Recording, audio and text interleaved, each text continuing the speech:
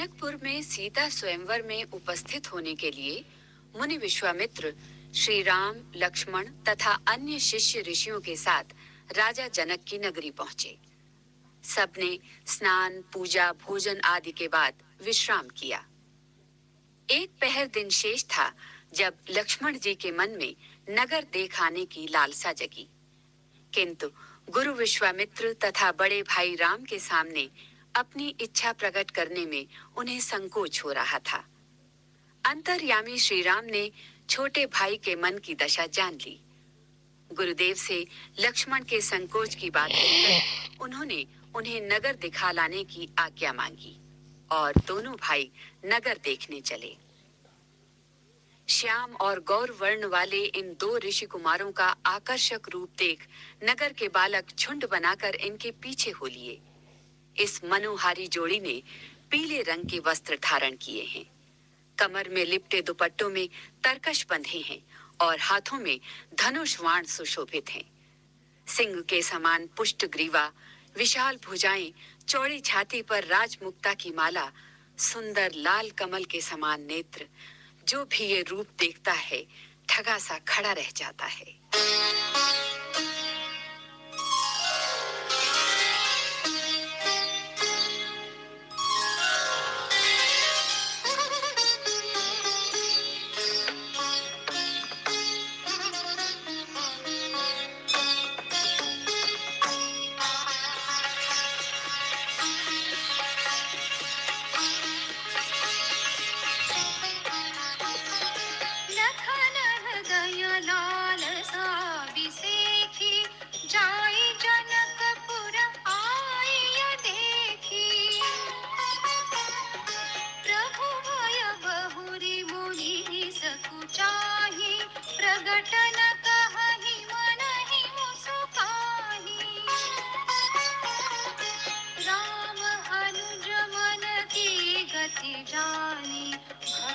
बछलता ही हुलसानी परम विनीत सकुचि मुस्काई बोले गुर अनुशासन पाई नाथ लखनु पुर देखन चहहि प्रभु सकोच डर प्रगट न कहहि जो राउर आय सुपावा नगर दिखाई तुरत लय आवा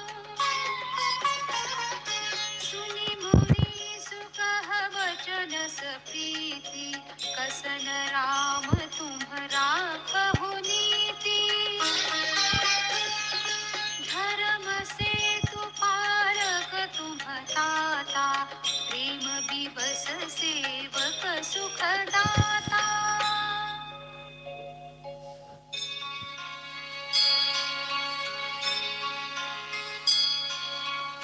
जाई देखी आवहु नगर सुख निधान दो भाई करहु सुफल सबके नयन सुंदर बदन दिखाई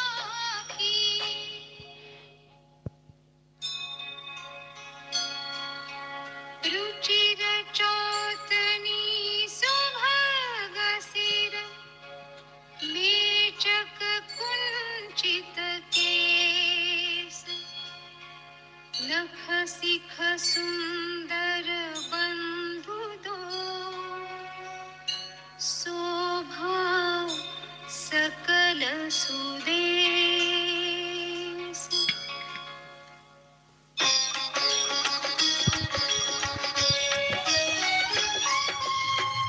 देखन नगर भूप सुत आए, समाचार पुरवासिन पाए। धाए धाम काम सब त्यागी, मनहु रंक निधि लूटन लागी।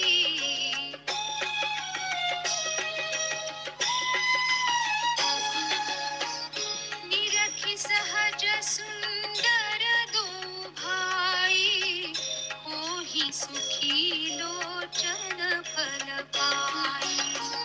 जुबती भुवन झरोखनि लागी, निरखहि राम रूप अनुरागी। कहीं परस पर वचन प्रीति, सखी इन्ह कोटि काम छवि जीति।